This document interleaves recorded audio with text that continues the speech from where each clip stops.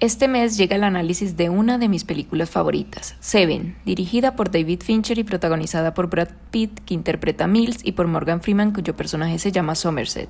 La historia se narra desde la perspectiva de dos detectives, uno recién llegado y otro que está a punto de retirarse de la profesión. Así se nos plantea desde el principio el conflicto que existe entre estos dos personajes, que se ven obligados a trabajar juntos para atrapar a un asesino en serie que se inspiró en la Divina Comedia de Dante. En este video haré un análisis de los personajes y de la historia en general. Quédate hasta el final para conocer mi opinión sobre el desenlace de la trama y por favor no olvides suscribirte y darle me gusta.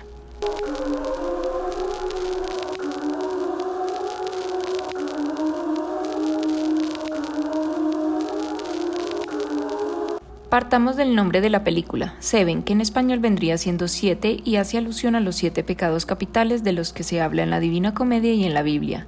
Estos son la pereza, la soberbia, la avaricia, la lujuria, la gula, la envidia y la ira. Cada uno representa una muerte y se llevan a cabo en una semana, 7 días, lo cual es bastante poético. Vamos a desglosar las muertes comenzando por la primera, que es la gula. Este es el primer caso que Mills y Somerset comparten como compañeros. La tensión entre ambos es evidente y es una decisión creativa deliberada, pues ambos representan polos opuestos. Mills es optimista, joven, simboliza un ángel en la justicia. Podría decirse que es hasta ingenuo e inmaduro por la manera en la que habla y actúa. Somerset, por otro lado, es viejo, está a punto de retirarse y además es pesimista. Cree que el mundo valora la apatía y vendría siendo como un demonio, pues al principio se rehúsa a trabajar en el caso por su deseo de renunciar, de dejar de luchar por un mundo mejor. Además, hay otro contraste que me gustaría añadir, y este es el de la sensibilidad, siendo Mills el insensible y Somerset lo opuesto. A Mills no le afecta lo que sucede a su alrededor, mientras que Somerset se fija y nota cambios en la sociedad. Le afecta que la gente sea tan salvaje y apática porque le importa.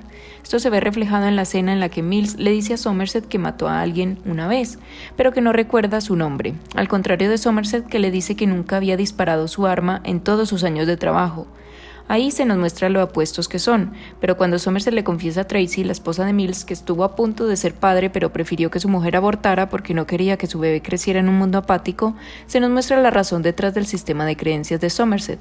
La razón de su pesimismo, aunque en el fondo de su corazón existan dudas de lo que pudo haber sido. Más adelante Mills se enfrenta a Somerset y le hace ver que cree en una mentira, de que vale la pena luchar por un mundo mejor, y creo que en ese momento ocurrió un quiebre en su arco. Por eso la escritura de los diálogos en esta película es muy buena, al igual que la dirección, pues la combinación de ambas desarrolla las cualidades y debilidades de los protagonistas de una manera excelente. Volviendo al asesinato, Fincher solo nos muestra lo que necesitamos ver y escuchar para que la trama avance. Entonces, en el de la cula, vemos al cuerpo del hombre asqueroso que fue obligado a comer hasta que su estómago reventó. Somerset encuentra detrás del refrigerador una cita que desvela una faceta del asesino, y esa es que él es inteligente y que quiere enseñar algo, dar un mensaje. Hay personas que piensan que Seven es grotesca, morbosa y violenta, pero si nos fijamos bien, en ningún momento se muestran los asesinatos con dos propósitos. El primero se debe a la inmersión, para que la audiencia juegue a ser el detective, y el segundo para evitar precisamente que sea violenta. A partir de detalles es que vamos construyendo la escena del crimen y los hechos, aunque finalmente nos imaginamos cómo sucedió todo y eso nos genera terror. Mas no es una película violenta, al menos no como muchos piensan, pues Fincher quiere mostrar que la realidad es mucho peor que la ficción. Además, al no mostrarnos los asesinatos, el director construye una aura de misterio alrededor del asesino, y tengo que destacar la habitación con los diarios, pues fue fascinante que pudiéramos estar dentro de la mente de un asesino, aunque fuera por un momento.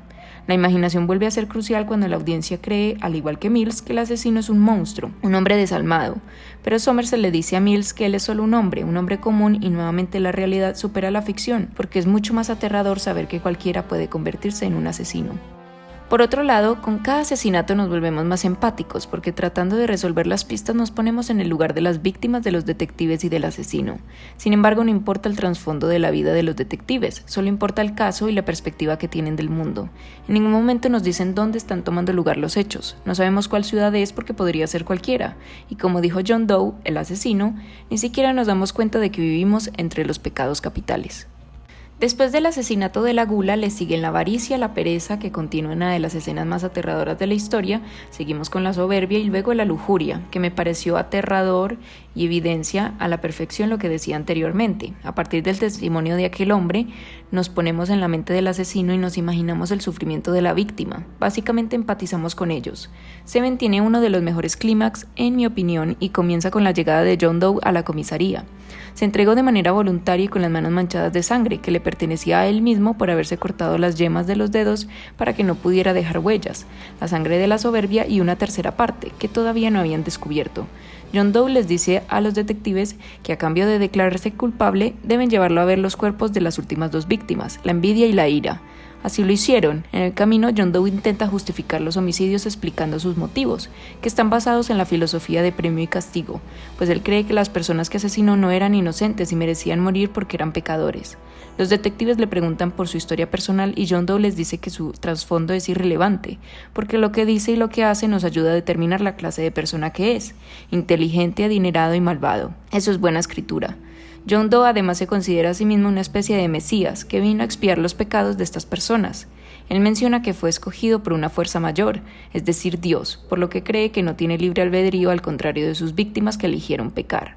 Algo interesante del apartamento de John Doe, además de los diarios, es que guardó trofeos de sus víctimas, cosa que normalmente hacen los asesinos seriales, y me pareció un buen detalle la cruz que estaba detrás de su cama, pues era también la luz que más fuerte alumbraba el apartamento, y por supuesto el baño cubierto por fotografías de sus víctimas, y el detective Mills encontró la suya en la bañera sin saber que él sería una de ellas.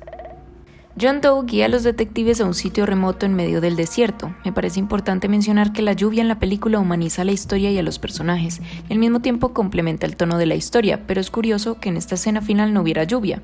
Eso es porque no era necesaria, pues de cierta manera la lluvia desapareció cuando los personajes encontraron resolución, para bien y para mal, pero ya hablaremos de eso a continuación.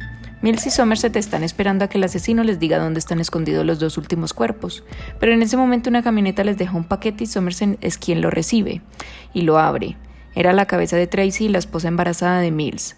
Somerset le pide a Mills que no mate a John Doe, pues de lo contrario conseguirá lo que él quería, terminar su plan, su obra, a costa de que él se convierta en su víctima. Sin embargo, Mills estalla en ira cuando John Doe le dice que su esposa estaba embarazada de su primer hijo. Ahí lo mata y completa su plan. John Doe representando a la envidia y Mills a la ira, pues está muerto por dentro. En esta escena vemos que los roles cambian y ahora Mills es el pesimista y cómo no serlo si le mataron a su esposa y además va a irse preso. Ahora conocemos la delgada línea entre el bien y el mal, y lo que representa cruzarla, pues vemos al final que a pesar de que Mills se convirtió en un asesino, contará con todas las comodidades en la cárcel solo por haber llevado una placa, mientras que al otro lo despreciábamos.